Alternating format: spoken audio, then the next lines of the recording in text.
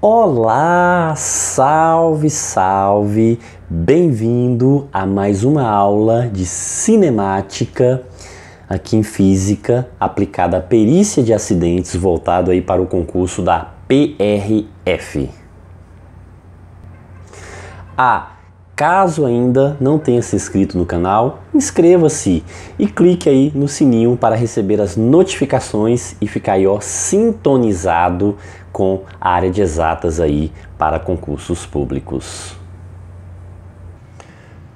Continuando aí com os conceitos elementares da cinemática escalar, vamos trabalhar um pouco agora com a velocidade. Vamos entender o conceito de velocidade escalar média, o conceito de velocidade instantânea e a relaçãozinha de transformação de unidades aí em velocidade. Ok, então meu possante aqui, passando aqui pela posição inicial, e aí eu tenho que registrado também um tempo inicial. E aí seguindo, pé embaixo, chego lá numa posição final e registro também um tempo final, ou seja, do movimento do início da partida até onde eu finalizei o meu percurso. Certo? Então o que eu posso aqui agora definir como velocidade escalar média? Durante esse percurso aqui é a variação de espaço dividida aí pela variação de tempo. Então essa relação entre variação de espaço e variação de tempo, essa razão aqui é o que determina a nossa velocidade média. É claro que essa variação de espaço aqui, a gente pode entender o que como espaço final menos espaço inicial, que já definiu anteriormente, e a variação de tempo, tempo final menos tempo inicial, que a gente também pode chamar o que especificamente, exclusivamente apenas o que de T0, e T, S0 e S sozinho aí para definir, essas posições aí. Então teríamos o que, que velocidade média vai ser o que? Espaço final menos espaço inicial, dividido por tempo final menos tempo inicial. E a velocidade instantânea? É a velocidade que o corpo possui num determinado instante de tempo, ou seja, é um momento exato. Eu não estou analisando mais um percurso, uma variação aqui.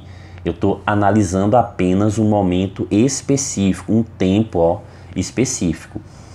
Ok? Então, de repente estava aqui, eu passei no meu possante, o cara estava ali com o radar, o policial rodoviário federal aí, e eu nem percebi.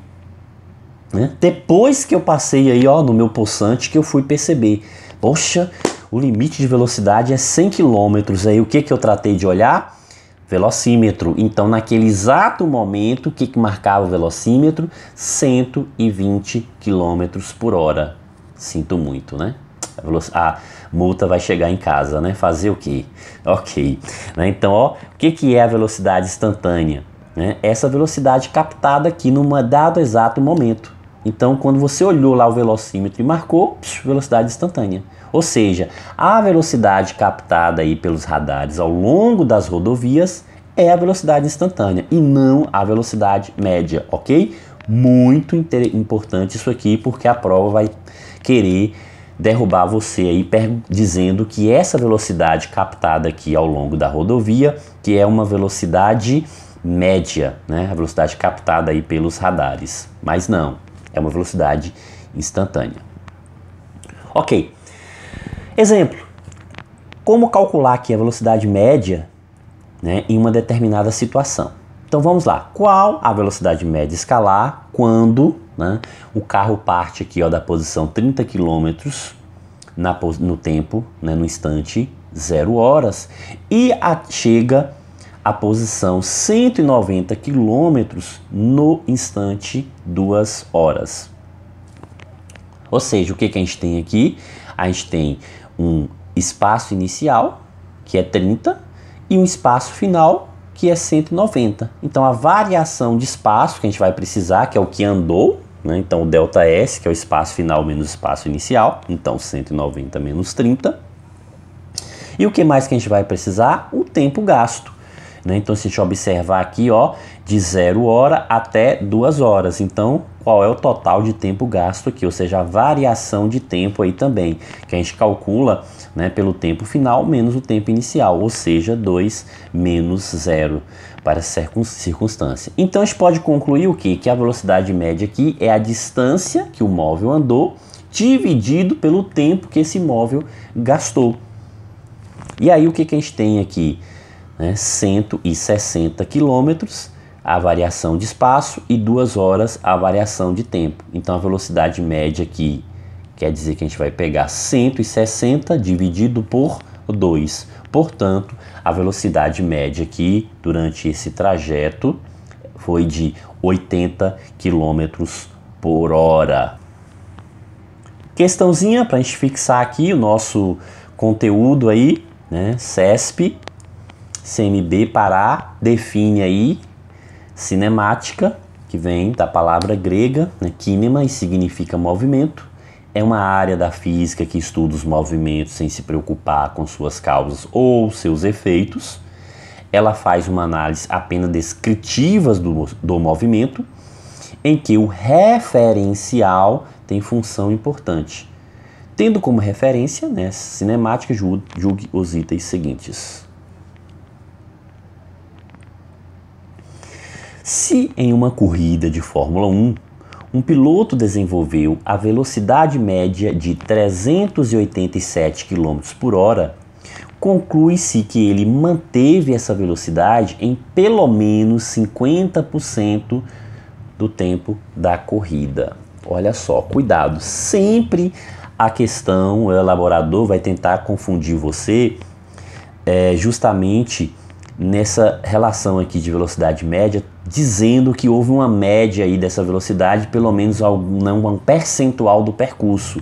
Nada a ver. Por quê? Porque essa velocidade média a gente já viu que é uma variação de espaço dividido por uma variação de tempo. Então o que significa?